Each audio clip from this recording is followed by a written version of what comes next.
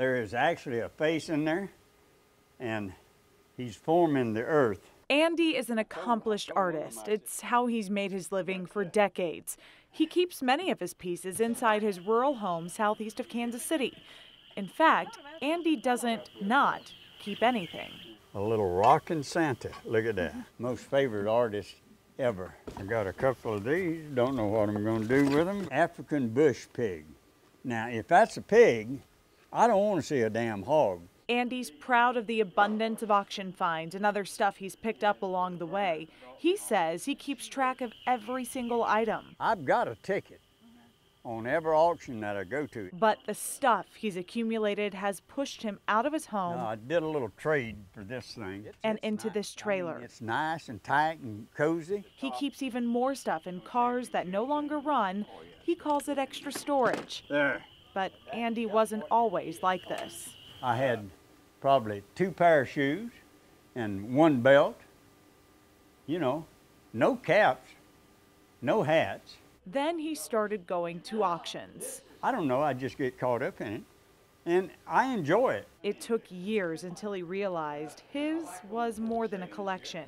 He happened upon a show called Hoarders while watching TV at his ex-wife's house. These are hoarders and they're sick, and I said, hell, I ain't no collector, I'm a hoarder. Look at it, I can't even walk. Helen Stringer says most people who contact her to declutter their hoarding homes eventually come to the same realization. Once I'm called, they're kind of at a point where they're considering doing something about it. Stringer is a professional organizer and former counselor who often helps hoarders and their families. Yeah, I would say 70% of the time it's family who's calling. She explains it's a psychological problem. Before, it was simply a symptom of obsessive compulsive disorder.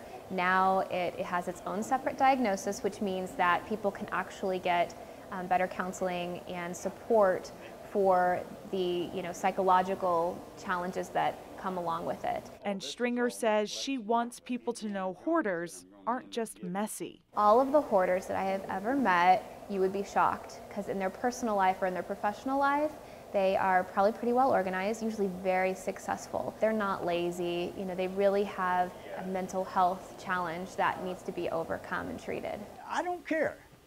I enjoy it, and oh, look at this.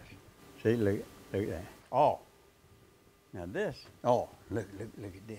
Oh, see that piece back there? Andy says he doesn't plan to get rid of any of his treasures. He considers them pieces of art. A lot of it is stuff that is hurt a little bit and it's going to be thrown away.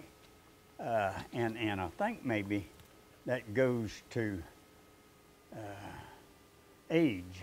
Much like Andy is, his own piece of work. And I'm thinking, I may be old and hurt, but I'm still good. Oh, yeah.